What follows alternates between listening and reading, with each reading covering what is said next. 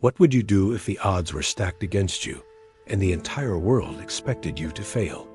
Today, we're diving into the story of the ultimate underdog, David and Goliath, and what it can teach us about facing our giants in modern life.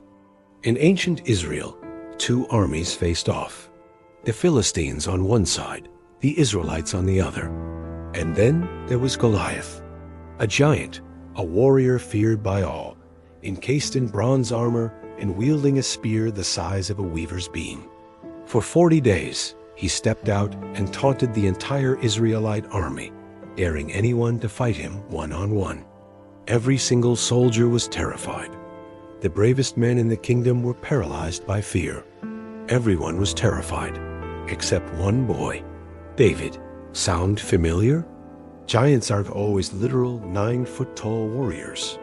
Sometimes they're the stack of bills piling up on the kitchen counter. Sometimes they're the intimidating boss who seems to hold your entire career in their hands.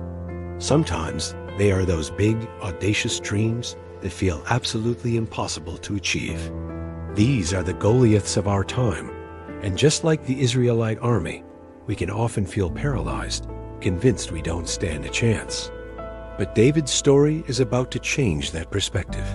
You see, David wasn't a soldier. He was a shepherd. He was young, probably just a teenager. He was small, untrained in formal warfare. When he volunteered to fight Goliath, everyone, including the king, thought he was crazy. But David had something bigger than skill or experience. He had unwavering courage and a deep-seated faith. The king offered David his own royal armor, a heavy bronze helmet, and a coat of mail. But when David tried it on, it was too heavy, too clunky. He couldn't move properly. It wasn't him. So he refused it.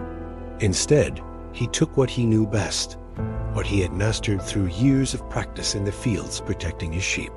He took his sling and went to a nearby stream to pick up 5 smooth stones. Think about that for a moment. He turned down the king's state-of-the-art equipment for a simple personal tool. This is a powerful lesson. You don't need to fit the mold to face your giant. You don't have to use the same tools or follow the same path as everyone else. Your unique skills, your personal experiences, your unconventional talents, those are your smooth stones. You need to know yourself, trust your abilities, and use what you already have. So, with his shepherd's staff in one hand and his sling in the other, David ran toward the giant. Goliath looked at this young boy and laughed. He was insulted. "Am I a dog," he roared, "that you come at me with sticks?" He cursed David and promised to feed his flesh to the birds of the air. Everyone watching held their breath, expecting the boy to be crushed in an instant. But David didn't flinch. He didn't focus on the giant's size, his armor, or his terrifying threats. He focused on his target. With incredible speed and precision, he placed a stone in his sling, swung it around his head, and let it fly.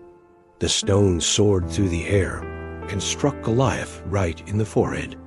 And the giant, the unbeatable champion, fell face first to the ground. Victory wasn't about size. It wasn't about brute strength or who had the scarier reputation. It was about strategy, courage, and a powerful belief in oneself. The truth is, our giants are often defeated in the same way, when we stop being intimidated by their size and start confronting them with confidence, focus, and the tools we already possess. It's the startup founder, armed only with a brilliant idea and a laptop, pitching to a room full of skeptical investors. It's the student who, after weeks of feeling overwhelmed, finally aces the exam they thought was impossible. It's anyone who looks at an insurmountable problem and decides to run toward it, not away from it. So, what can we really learn from David's story today?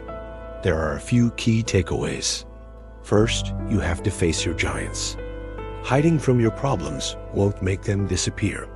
It only makes them bigger in your mind. Fear doesn't mean you should stop. Fear often signals that you're on the brink of a massive opportunity for growth. Second, use your unique skills. Your background, your passions, your weird little hobbies. These are your secret weapons. Don't try to be someone you're not. You don't need everyone else's tools. You need to master what makes you strong and different. Third, focus beats fear. It's easy to get distracted and overwhelmed by how big a problem looks. But like David, if you can zero in on a single point of vulnerability and aim carefully, you can bring it down. Break your giant problem into smaller, manageable targets and act decisively. And finally, faith and confidence matter more than you can imagine. You have to believe in yourself, especially when no one else does. That inner conviction is the fuel that will carry you through the battle when everyone else is telling you to give up. Your giant might be big, but your courage can be bigger. So, what's your Goliath? What's that giant challenge you're facing in your life right now? Comment below and let's share how we're all facing our giants together. This is a community of modern-day Davids, and we can draw strength from each other's stories. And if you found this story inspiring and want more content that helps you conquer your challenges, hit that like button, subscribe to the channel, and ring the bell so you don't miss a thing. Remember, no giant is too big when courage meets strategy. Now go face yours today.